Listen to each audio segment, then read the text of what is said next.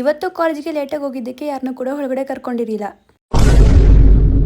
ಇವತ್ತು ಈ ಥರ ಆಗುತ್ತೆ ಅಂದ್ಕೊಂಡಿರಲಿಲ್ಲ. ಕಾಲೇಜ್ ಇರೋದೇ ಮರ್ತೋಗ್ಬಿಟ್ಟಿದ್ದೆ. ವಾಷಿಂಗ್ ಮಿಷಿನ್ಗೆ ಹಾಕಿರೋ ಬಟ್ಟೆನ ತೆಗ್ಬಿಟ್ಟು ಐರನ್ ಮಾಡ್ಕೊತಿದ್ದೆ. ಎಷ್ಟು ಐರನ್ ಮಾಡಿದ್ರೂ ನೀರು ಡ್ರೈ ಆಗ್ತಾ ಇರಲಿಲ್ಲ. ಫ್ಯಾನ್ಗಳಿಗಾದ್ರೂ ಆರ್ಸೋಣ ಅಂದರೆ ಕರೆಂಟ್ ಹೋಗ್ಬಿಟ್ಟಿತ್ತು. ಎಲ್ಲ ಒಂದೇ ಸತಿ ಪ್ರಾಬ್ಲಮ್ ಸ್ಟಾರ್ಟ್ ಆಗಿತ್ತು ಇವತ್ತು. ನಾನು ಬಟ್ಟೆ ಐರನ್ ಮಾಡೋಷ್ಟರಲ್ಲಿ ಟೈಮ್ ನೋಡ್ರೆ 7:49 ಆಗಿತ್ತು. ಟೈಮ್ ಆದರೂ ಪರವಾಗಿಲ್ಲ ಅಂತ ನಾನು ಡೈಲಿ ರೊಟೀನ್ನ ಇವತ್ತು ಕೂಡ ಸ್ಟಾರ್ಟ್ ಮಾಡಿದೆ. ನಾನು ಪ್ರತಿಯೊಂದು ಲಾಗಲ್ಲೂ ಅಮ್ಮ ಮಾಡಿರೋ ಟಿಫನ್ ಅಂತ ಹೇಳ್ತಿದ್ದೆ. ಆದರೆ ಇವತ್ತು ನಮ್ಮ ಅತ್ತೆ ಮಾಡಿರೋ ಟಿಫನ್ ತಿನ್ಕೊಂಡು ಬಸ್ ಸ್ಟಾಪ್ಗೆ ಹೋದೆ. ಬಸ್ ಏನೋ ಸಿಕ್ತು, ಆದರೆ ಇವತ್ತು ಕಾಲೇಜಿಗೆ ಹೋಗ್ತಿರಲಿಲ್ಲ ಅನ್ನೋದೇ ಡೌಟ್ ಆಗಿತ್ತು. ಒಂದ್ರ ಮೇಲೊಂದು ಪ್ರಾಬ್ಲಮ್ಸ್ ಅಂತೂ ಇವತ್ತು ನನಗೆ ಸ್ಟಾರ್ಟ್ ಆಗ್ತಾನೆ ಇತ್ತು. ಕೋಗಿಲು ಕ್ರಾಸಲ್ಲಿ ಫುಲ್ಲು ಟ್ರಾಫಿಕ್ ಆಗಿಬಿಟ್ಟಿತ್ತು. ಅಲ್ಲಿ ಪ್ರಾಬ್ಲಮ್ ಸಾಲ್ವ್ ಆಯ್ತು ಅಂತ ಇಲ್ಲಿ ಬಂದರೆ ಇಲ್ಲಿ ನೋಡ್ರೆ ದೊಡ್ಡ ಪ್ರಾಬ್ಲಮ್ ಸ್ಟಾರ್ಟ್ ಆಗಿತ್ತು. ಅದು ಏನಪ್ಪ ಅಂದರೆ ಈ ಬಸ್ ಡೋರ್ವರೆಗೂ ಜನ ಇದ್ದರು.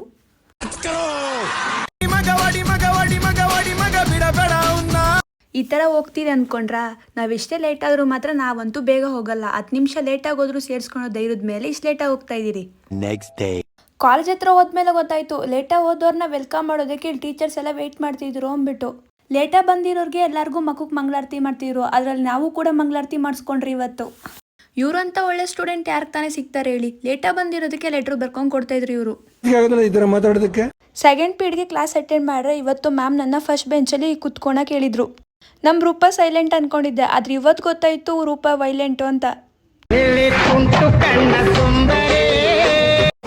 ಮಗ ನಿಂದೇನು ಹೊಸ hair style? New hair style. New hair style. ನಮಗೆ ಇಂಗ್ಲಿಷ್